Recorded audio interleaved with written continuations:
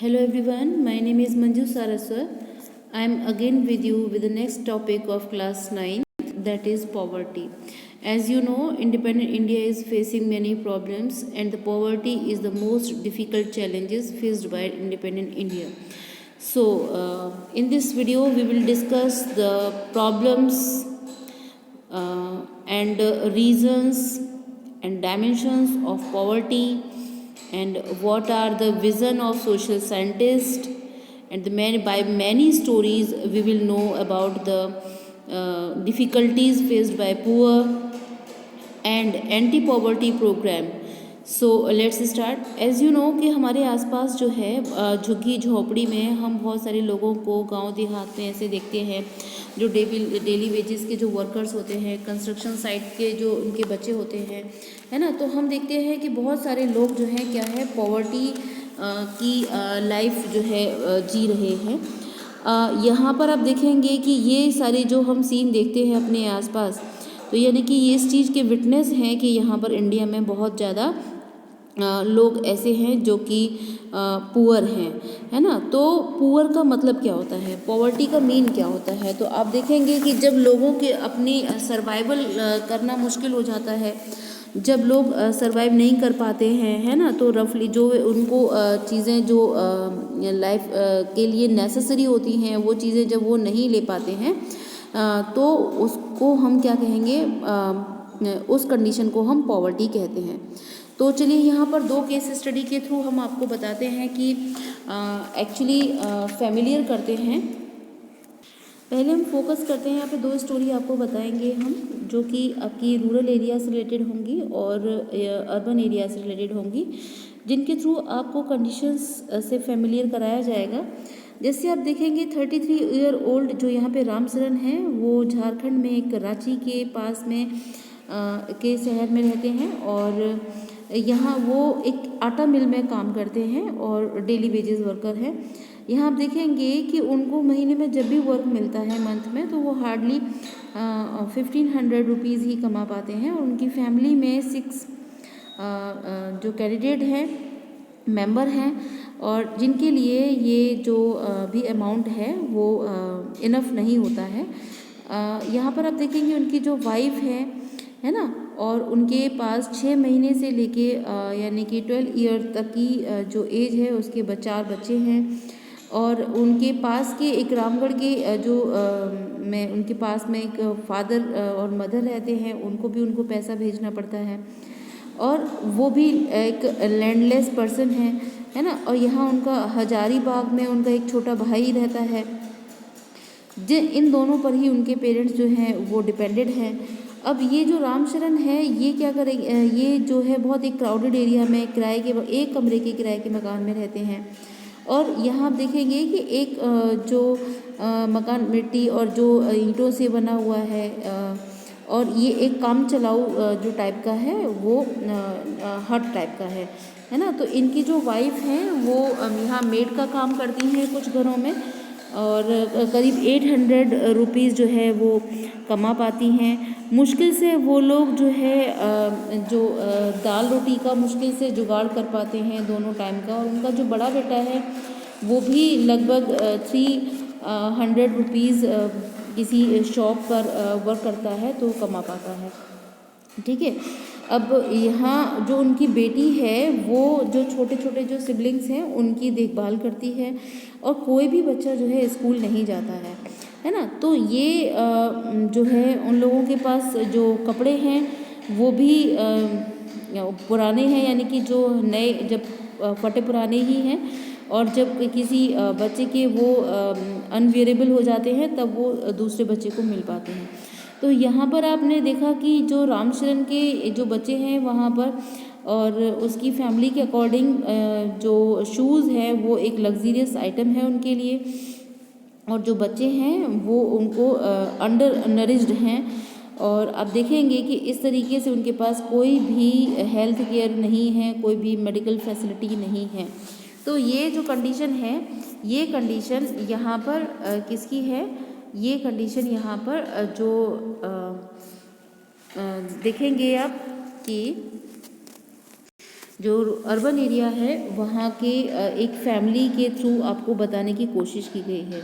Through this base we can say, यहाँ पर हम बता सकते हैं कि पॉवर्टी क्या है। Poverty is a condition in which a person lacks the financial resources and essential things to enjoy the minimum standard of life. Yes, so takes next example. यहाँ पर हम दूसरा एग्जाम्पल लेते हैं जो कि एक रूरल एरिया से लिया गया है। यहाँ पर हम लखा सिंह के बारे में बताएंगे, जो छोटे से गांव मेरठ के यूपी में के पास में, मेरठ के पास में जो है यूपी में मेरठ के पास में एक छोटे से गांव में ये रहता है। इसके पास कोई भी ज़मीन नहीं है, छोटे मोटे काम करता है बड़े किसानों के यहाँ पे। और आप देखेंगे कि इसकी जो इनकम है वो इरेगुलर है। पूरे दिन मेहनत करने के बाद मुश्किल से उसको 50 रुपीज़ मिल पाते हैं और पूरे दिन खेतों में काम करने के बदले में उसे कुछ गेहूँ, दाल, चावल वगैरह सब्ज़ी मिल पाती हैं। उसकी फैमिली में 8 मेंबर्स हैं जिनको दोनों टाइम का खाना मुश्किल से मिल पाता है, मिल नहीं पाता है। और गांव के बाहर बनी हुई कच्ची झोंपड़ी में वो रहता है ना। और जो उसकी फैमिली की जो लेडीज़ हैं, है ना, वो जो खेत होते हैं उसमें फोडर चारा यानी कि काटने के काम और लकड़ियाँ इकट्ठे करने की, जलाने के काम में, है ना, फ्यूल वुड जो होता है उसको कलेक्ट करने के लिए मैं ही उनकी जो उसकी जो फादर हैं वो टीबी के पेशेंट हैं, है ना, टीबी के पेशेंट थे जिनकी 2 साल पहले उनकी एक्सपायर हो चुके हैं। और जो मदर हैं वो सेम डिजीज़ से सफ़र कर रही हैं। और यहाँ आप देखेंगे कि जो उनकी लाइफ भी धीरे धीरे ख़त्म हो रही है। और जो गांव में जो प्राइमरी स्कूल है वहाँ पर लखा जो है वो कभी गया ही नहीं। जब वो 10 साल का था तब हार्डली तभी से वो कमाने लगा था। और मुश्किल से जो नए जैसे न्यू क्लोथ्स तो वो मुश्किल से ख़रीद पाते हैं। ठीक है, तो ये जो कंडीशन है लखा की फैमिली की, उनके लिए जो सोप है, ऑयल है, ये सब उनके लिए लग्जीरियस आइटम है। तो ये दोनों कंडीशंस हमने देखी हैं रूरल एरिया की और अर्बन एरिया की। On the basis of these stories हम यहाँ पर ये समझ पाए, देख पाए कि जिन लोगों के पास यानी कि जो यहाँ पे हम जो कंडीशंस हैं वो क्या इंडिकेट करती है कि these according to the social scientist कि दीज पर्सन्स आर पुअर, कि जिसके पास जो पुअर जिसका लेवल लिटरेसी लेवल है, जिसको पास हेल्थ केयर नहीं की कमी है, सैनिटेशन सेफ ड्रिंकिंग वाटर की कमी है, जो मेल न्यूट्रिशन है ना, और डिजीज़ वगैरह से सफ़र करते हैं, लैक ऑफ जॉब अपॉर्चुनिटीज़ हैं, जिनके पास रोज़गार नहीं है, तो these persons comes in poverty. तो ये लोग जो हैं किस में आते हैं? पॉवर्टी में आते हैं। तो यहाँ पर आप देखेंगे कि इंडिया का हर तीसरा व्यक्ति क्या है? गरीब है। इसके अकॉर्डिंग 1/3 पॉपुलेशन जो है इंडिया की गरीबी रेखा में आती है। तो यहाँ पर अकॉर्डिंग टू द इंडिकेटर्स, ये जो इंडिकेटर्स दिए हुए हैं यहाँ पर, है ना, तो जो सोशल साइंटिस्ट ने 2 सिचुएशन बताई हैं, वो एक्सक्लूजन, सोशल एक्सक्लूजन की बताई है और वल्नरेबिलिटी की बताई है। तो यहाँ पर जो आपने जो स्टोरीज़ आपको बताई गई हैं उसके थ्रू यहाँ पर हेल्पलेसनेस का जो सेंस है लोगों के अंदर, वो अपने बच्चों को एक प्रॉपर स्कूल में नहीं भेज पाते हैं, है ना, उनको प्रॉपर एजुकेशन नहीं दे पाते हैं। तो ये सारी जो सिचुएशंस हैं आपने देखा। अब यहाँ पर आप देखेंगे कि महात्मा गांधी ने भी क्या कहा है कि India would be truly independent only when the poorest of its people become free of human sufferings. यानी कि अब देखेंगे कि जब तक भाई यहाँ के जो पुअरेस्ट लोग हैं वो ह्यूमन सफरिंग से मुक्त नहीं हो जाते हैं, तब तक इंडिया को हम ट्रूली इंडिपेंडेंट नहीं कह सकते हैं। तो पॉवर्टी को सोशल साइंटिस्ट कैसे देखते हैं, जैसे कि उन्होंने ये इंडिकेटर्स, डायमेंशंस जो बताए हैं, है ना, और यहाँ पर वो 2 सिचुएशन बताते हैं जो कि पॉवर्टी में देखने को मिलती हैं। These are social exclusion and vulnerability. तो सोशल एक्सक्लूजन क्या है? कि social exclusion is one of the major indicator for poverty analysis in India. तो यहाँ पर ये आप देखेंगे कि एक ऐसा इंडिकेटर है जो ज़्यादातर देखने को मिलता ही है। तो यहाँ पर आप ये देखेंगे कि ज़्यादातर जो लोग हैं, है ना, इसका ये सोशल एक्सक्लूजन जो है पॉवर्टी का रीज़न भी हो सकता है और कंक्लूजन भी हो सकता है।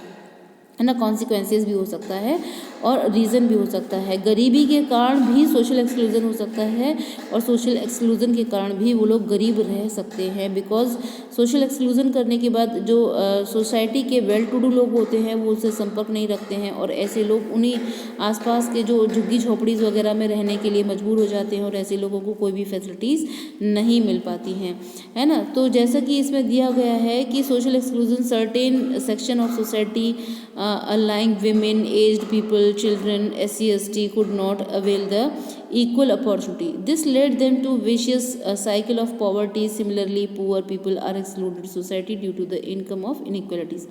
सो यहाँ पर अब देखेंगे कि आपको बताया गया है कि पॉवर्टी के कारण जो पुअर लोग होते हैं उनके आसपास जहाँ जिस एरिया में वो रहते हैं, वो जो लोग वेल टू डू होते हैं उनसे अलग एरिया में जाके ये लोग अपनी ही आसपास के सराउंडिंग्स के लोगों के साथ रहते हैं।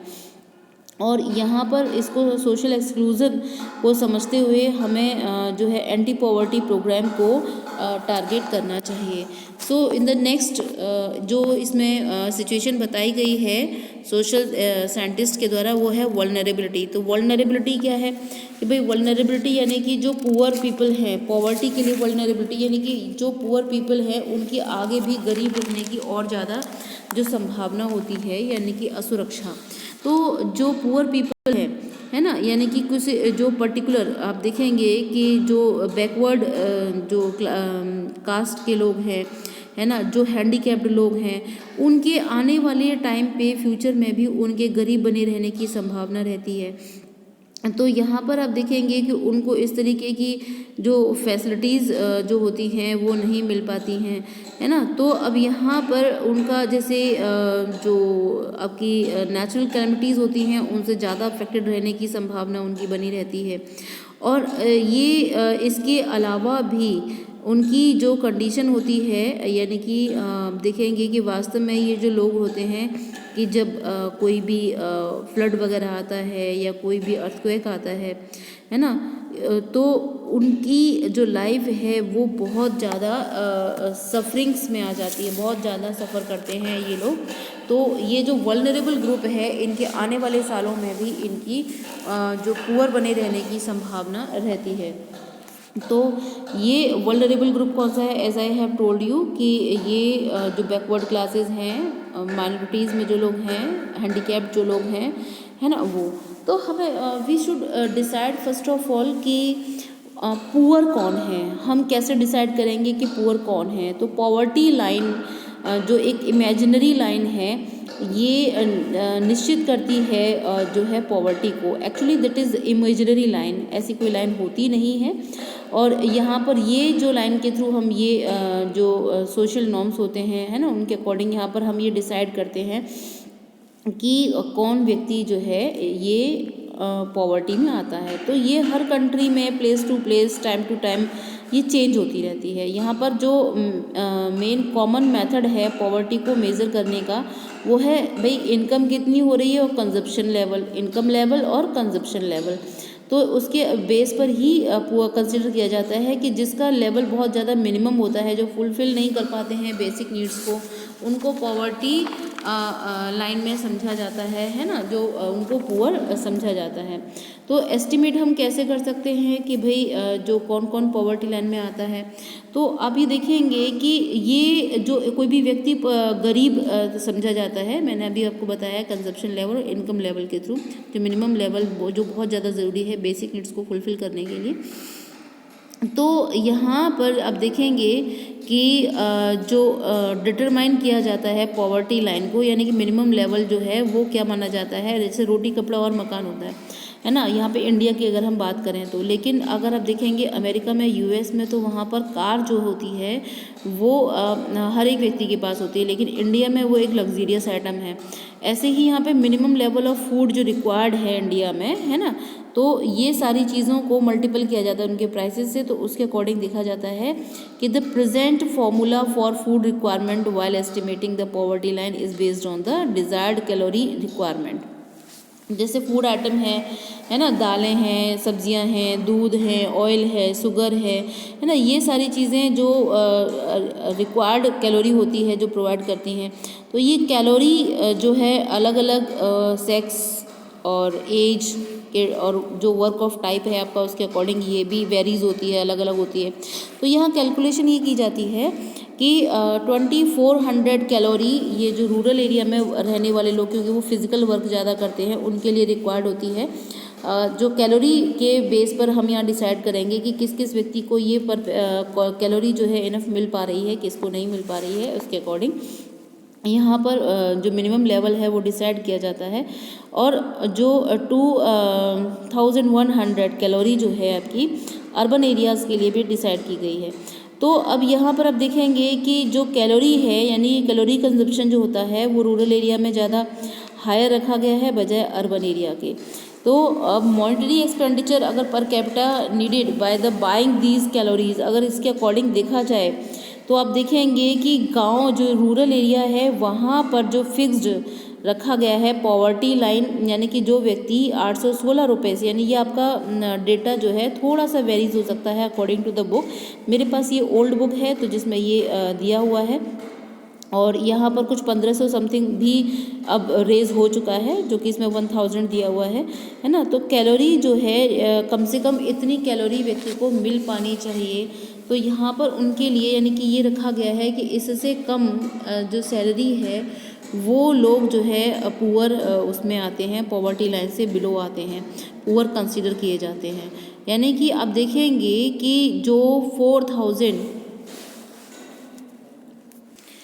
4080 जो है पर मंथ जिसका नहीं है, इसे कम अर्निंग करता है, उसको पॉवर्टी लाइन में कंसिडर किया जाता है। और 5000 पर मंथ जो है रिक्वायरमेंट अर्बन एरियाज़ में होती है, इससे कम जो अर्निंग होती है उसको अर्बन एरियाज़ में पॉवर्टी यानी कि पुअर कंसिडर किया जाता है। ये जो सर्वे किया जाता है वो NSS के द्वारा किया जाता है, नेशनल सैम्पल सर्वे ऑर्गेनाइजेशन के द्वारा। You can mark it. अब यहाँ पर देखेंगे कि भाई हमने कैलोरी कंजप्शन तो अर्बन एरिया में कम रखा है, लेकिन उसके अकॉर्डिंग जो मॉनिटरी है वो हमने एक्सपेंडिचर वो हमने ज़्यादा रखा है। ऐसा क्यों? क्योंकि अर्बन एरियाज़ में ऐसा माना जाता है कि वो यानी कि जो प्राइस राइज होता है वो बहुत ज़्यादा होता है ना, महंगाई थोड़ी ज़्यादा होती है। तो चीज़ों को इसीलिए यहाँ पर क्या रखा गया है, उसके अकॉर्डिंग जो इनकम है वो थोड़ी ज़्यादा रखी गई है। अब यहाँ पे पॉवर्टी एस्टिमेट जो आपको देखेंगे कि आपकी बुक में आपने देखा है कि वो क्या हुआ है, रिड्यूस हुआ है। यहाँ पे पॉवर्टी जो है आपको जो टेबल दिखाई गई है बुक में, उसके अकॉर्डिंग आप देखेंगे कि वो क्या हुई है, वो रिड्यूस हुई है। देखिए आपको जो इसमें पिक में दिखाई दे रहा है, जो पॉवर्टी रेशियो है वो अभी आने वाले सालों में ये 93 से स्टार्ट हुआ है। आप देखेंगे कि अर्बन एरिया में और रूरल एरिया में इसका जो रेशियो है वो डाउन हुआ है। अब हम बात करते हैं वल्नरेबल ग्रुप की कि भाई वल्नरेबल कौन कौन है। तो यहाँ पर हमने 2 पार्ट्स में इसको डिवाइड किया है, सोशल ग्रुप्स और इकोनॉमिक कैटेगरीज में डिवाइड किया है। सोशल ग्रुप्स में यानी कि vulnerable according to the social group कौन आता है, vulnerable according to the social group, यानी कि इसमें इंक्लूड कौन कौन किया जाता है, SC STs हैं, माइनॉरिटीज़ में जो लोग सर्वाइव करते हैं वो लोग हैं। और इकोनॉमिक अब वल्नरेबल ग्रुप कौन सा है, जिसमें कि आप देखेंगे रूरल एरियाज़ में जो लोग लैंडलेस है, पुअर लैंडलेस हैं, और अर्बन एरिया में जो डेली वेजेस पर वर्क करते हैं, है ना, वो लोग जो है इसमें क्या इकोनॉमिकली वल्नरेबल माने जाते हैं। तो अब हम देखते हैं इंटर स्टेट डिस्पैरिटीज़, यानी कि जिस तरीके से हमने यहाँ पे पुअर की बात की है, यहाँ पे आप देखेंगे कि जो हमारे स्टेट हैं उसमें भी पुअर का जो प्रोपोर्शन है वो भी क्या है, वो अलग अलग है। जैसे कि आपने देखा कि इसमें बिहार एंड उड़ीसा को पुअरेस्ट स्टेट्स में कंसिडर किया जाता है। यहाँ पर पॉवर्टी का रेशियो कितना है, 33 एंड 37 रेस्पेक्टिवली, यानी कि उड़ीसा को यहाँ पे कंसिडर किया जाता है पुअरेस्ट स्टेट। लेकिन आप देखेंगे कि अभी रिसेंट डेटा के अकॉर्डिंग यहाँ पे छत्तीसगढ़ को जो है वो आपकी बुक में NCERT में तो आपको बिहार एंड उड़ीसा ही दिखेंगे अभी, लेकिन छत्तीसगढ़ जो है वो क्या है, कंसिडर किया जाता है, पुअरेस्ट स्टेट कंसिडर किया जाता है। ठीक है, तो अब यहाँ पर आप देखेंगे कि जो अलग अलग है पॉवर्टी का रेशियो है ना, वो अलग अलग स्टेट में ये ग्लोबल हम आपको बाद में बताएंगे। पहले हम आपको बताते हैं कि ये पॉवर्टी जो है अलग अलग स्टेट में अलग अलग रेशियो है इसका। ठीक है, जैसे MP, बिहार, UP, उड़ीसा, ये सभी जो है एक पुअरेस्ट स्टेट में ही कंसिडर किए जाते हैं। अभी यहाँ पर कुछ जगह पर आप देखेंगे स्टेट्स में कि पॉवर्टी जो है वो रिड्यूस हुई है, जैसे केरला में, महाराष्ट्र में, आंध्र प्रदेश में, तमिलनाडु में, गुजरात में, वेस्ट बंगाल में, इन सभी जगह पॉवर्टी जो है क्या हुई है, वो रिड्यूस हुई है। पंजाब में, हरियाणा में, है ना, यहाँ पर आप देखेंगे कि जो हाई एग्रीकल्चरल ग्रोथ रेट के कारण पॉवर्टी रिड्यूस हुई है। केरला में फोकस किया गया है ह्यूमन रिसोर्स डेवलपमेंट पे, जैसा कि आप जानते हैं वहाँ पे लिटरेसी रेट बहुत ज़्यादा अच्छा है और वहाँ पर हेल्थ फैसिलिटीज़ भी बहुत अच्छी हैं, यानी कि ह्यूमन रिसोर्स डेवलपमेंट पर जोर दिया गया है, जिससे कि वहाँ पर पॉवर्टी रेशियो जो है वो रिड्यूस हुआ है। वेस्ट बंगाल में आप देखेंगे लैंड रिफॉर्म मेजर्स, यानी कि वहाँ पे लैंड रिफॉर्म के कारण पॉवर्टी जो है वो रिड्यूस हुई है। आंध्र प्रदेश और तमिलनाडु में जो पीडीएस सिस्टम है वो इम्प्रूव्ड है एंड रिस्पॉन्सिबल है, जिससे के कारण पॉवर्टी वहाँ पर रिड्यूस हुई है। तो अलग अलग स्टेट्स के आपसे अलग अलग रीजंस पूछे जा सकते हैं कि किस कारण यहाँ पर पॉवर्टी जो है वो रिड्यूस हुई है। यानी कि बहुत सारे स्टेट्स हमारे ऐसे थे अभी तक कि गरीबी तो थी, लेकिन कुछ ने क्या किया है, इम्प्रूव किया है, और यहाँ पर कुछ के एग्जाम्पल भी दिए गए हैं। और कुछ स्टेट्स जो है अभी भी गरीबी में सरवाइव कर रहे हैं, यानी कि कुछ स्टेट्स जो है हमारे अभी गरीब हैं। तो अगर हम ये, जैसे हमने इंडिया में देखा कि पॉवर्टी में अलग अलग स्टेट्स का क्या अलग अलग रेशियो है, ऐसे ही हम ग्लोबल पॉवर्टी को भी देखते हैं कि यहाँ पर क्या जो कंडीशन है। आप देखेंगे कि जो एक्सट्रीम इकोनॉमिक पॉवर्टी जो है वो वर्ल्ड में कितनी थी, 90 में वो 43% थी, और यहाँ पे अब 2% रह गई है according to the World Bank. तो यहाँ पर ये डेटा जो है आपका वो वेरीज हो सकता है, सो आप टेंशन मत लीजिए, क्योंकि बुक के अकॉर्डिंग ये वेरीज हो सकते हैं प्रोपोर्शन। अब देखेंगे कि जो लोग पॉवर्टी में रह रहे हैं, है ना, तो यहाँ पर इंटरनेशनल जो पॉवर्टी है वो उसको डिफाइन किया गया है अलग अलग। South east Asia and China, यहाँ पर पॉवर्टी रिड्यूस हुई है। आपने देखा कि रैपिड इकोनॉमिक ग्रोथ हुई है, massive investment in human resource development, यानी कि यहाँ पर अभी तक हमने आपको स्टेट्स के अकॉर्डिंग बताया था कि कहाँ कहाँ पर जो है गरीबी या पॉवर्टी रिड्यूस हुई है और उसके रीजंस क्या हैं। ऐसे ही आप देखेंगे साउथ ईस्ट एशिया और चाइना में ह्यूमन रिसोर्स डेवलपमेंट के कारण जो है इसमें इन्वेस्टमेंट करने के कारण जो एक रैपिड इकोनॉमिक ग्रोथ हुई है और यहाँ पे पॉवर्टी रिड्यूस हुई है। और आप देखेंगे Latin America and the Caribbean जो कंट्रीज़ हैं, poverty ratio has not changed significant since 1981। और सब सहारा जो अफ्रीकन कंट्रीज़ हैं वहाँ पर आप देखेंगे कि यहाँ पर पॉवर्टी इंक्रीज़ हुई है तब से 1981 से, due to the success drought and other reasons. इसके बहुत सारे रीजंस और ड्रॉट के इसके कारण हैं। It decline from 51% in 1981 to 47% in 2008। तो यहाँ इकोनॉमिक जो ग्रोथ है वो आपको डिफाइन की गई है अलग अलग की कंट्रीज़ में, कहाँ पर कंडीशन ऐसी है जहाँ पर कि जो पॉवर्टी है रिड्यूस हुई है। तो अब इसके पॉवर्टी के रीज़न क्या हैं और इसके एंटी पॉवर्टी प्रोग्राम जो गवर्नमेंट के द्वारा स्टार्ट किए गए हैं वो कौन कौन से हैं, वो हम आप देखेंगे नेक्स्ट वीडियो में। So thanks for watching, watch next video.